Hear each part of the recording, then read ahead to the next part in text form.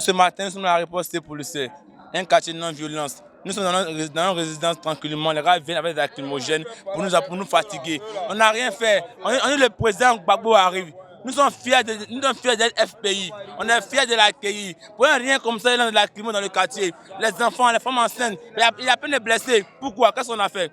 On est sans violence. On n'a rien dans le bras, rien. On est FPI et fiers d'être FPI.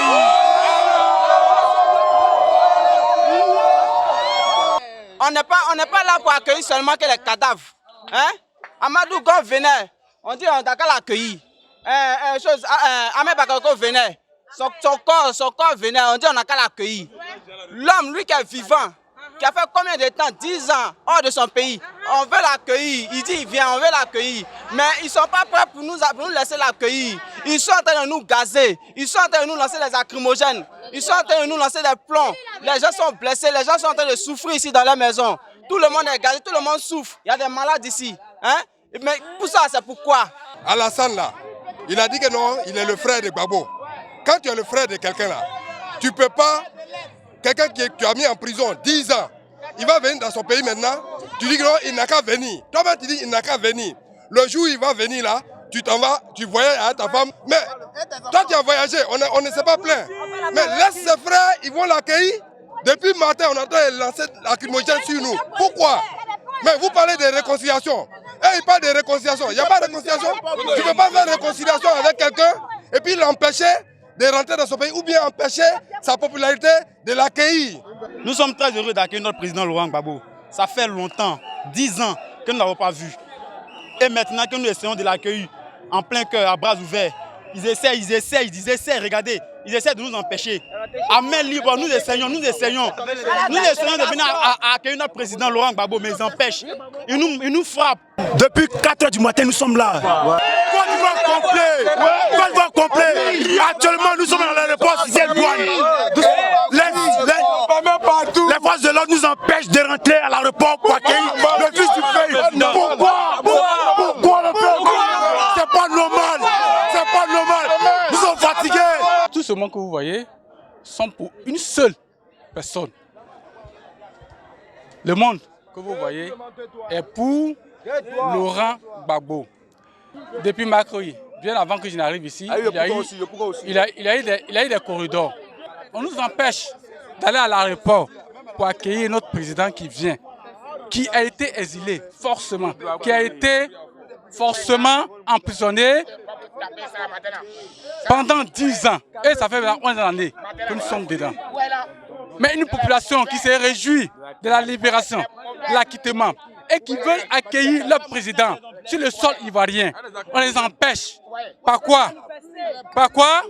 Par quoi? Par ça. Lacrymogène. Vérité. Et ici, je vous dis que ici, c'est une cité policière à l'époque où j'ai fait mon enfance. Non, nous disons au gouvernement de ne pas aussi se faire peur parce que vraiment, Nous ne venons pas avec des couteaux, nous ne venons pas avec des machettes. Nous venons pour pouvoir certainement accueillir Laurent Gbagbo.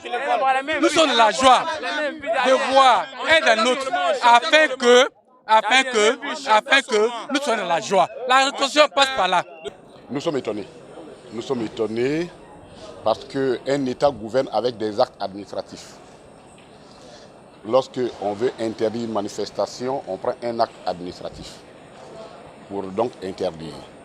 À ce jour où je vous parle, nous n'avons pas été saisis ni d'un arrêté d'interdiction émanant du ministre de l'Intérieur, ni un arrêté d'interdiction émanant du préfet de la ville d'Abidjan.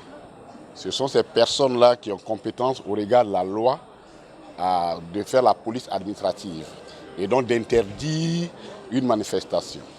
Même mieux, hier, en Conseil des ministres, en rendant compte du Conseil des ministres, le porte-parole a dit qu'il nous accompagnait le FPI dans la mise en œuvre de schémas que nous avons arrêtés. Je voudrais dire que jusque-là, nous avions travaillé en partenariat. Je croyais vraiment que nous travaillions en partenariat. Et donc forcément, ce qui se passe aujourd'hui nous inquiète parce qu'en termes de gouvernance, ça nous pose un petit problème.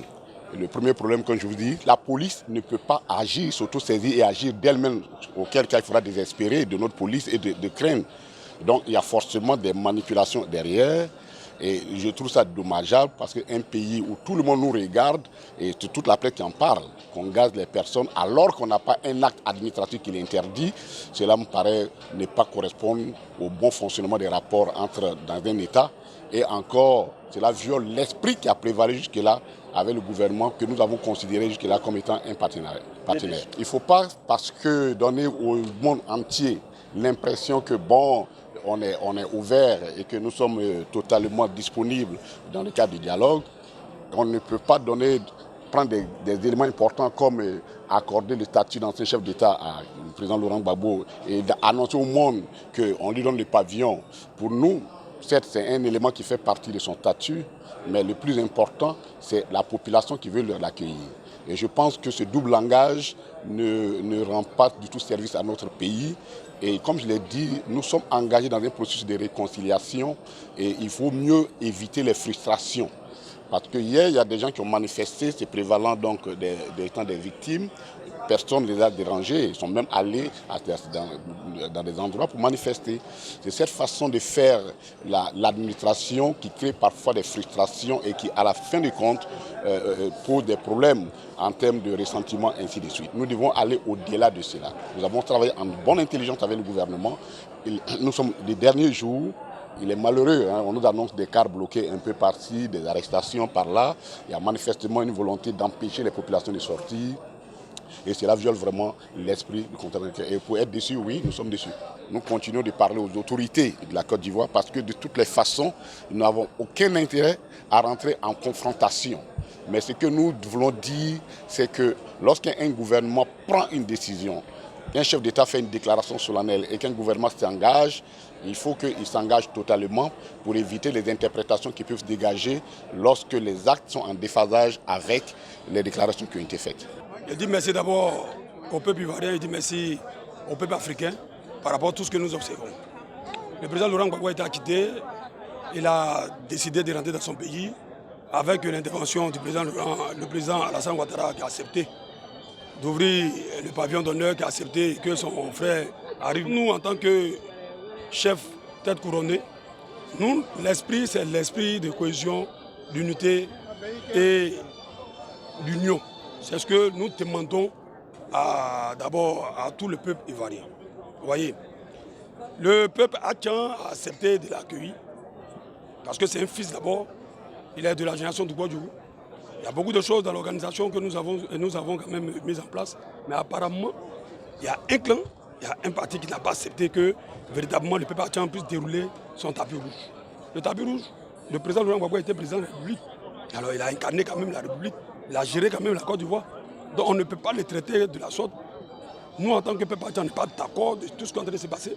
Depuis 6h du matin, la police est en train de charger la population ivoirienne. Mais en ce moment, pourquoi l'État de Côte d'Ivoire, pourquoi le gouvernement a accepté que le président arrive? Il faut forcément que tout le monde ait raison gardée par rapport à la situation. Voilà, la situation ne nous honore pas. Nous sommes les Africains, on est juste que par nos us et coutumes.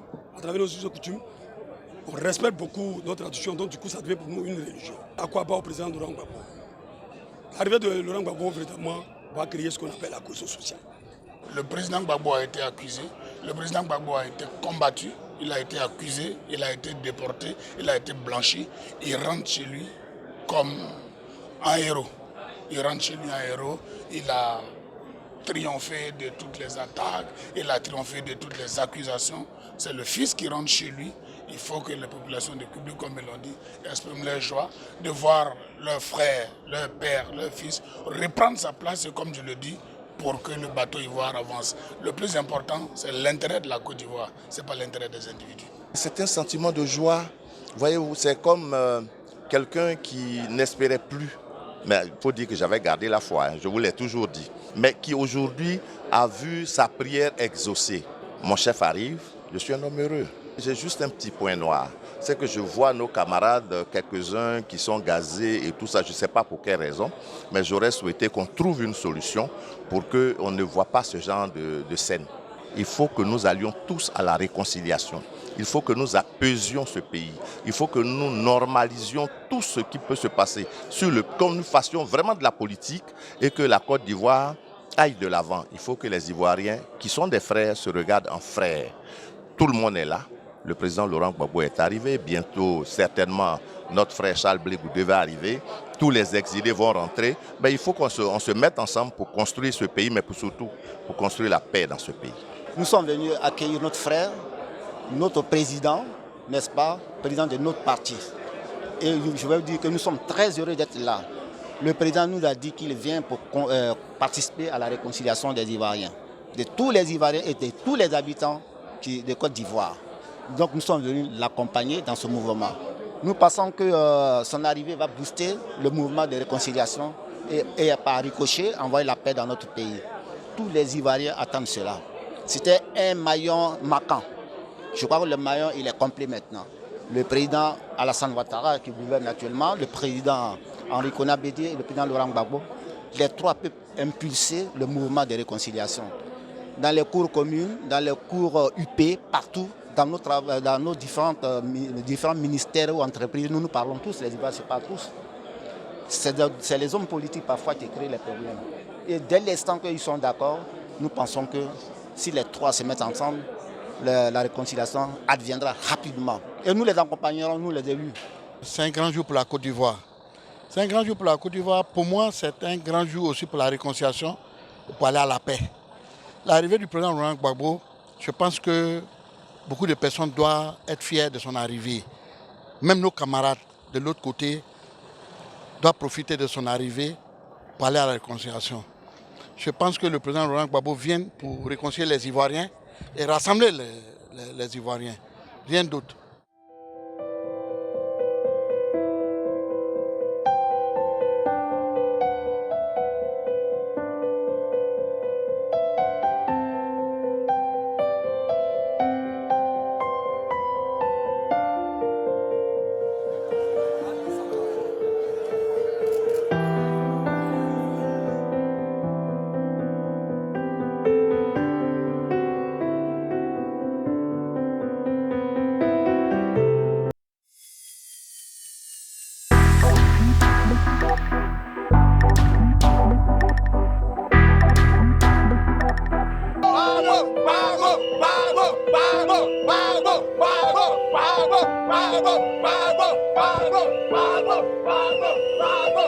Bravo!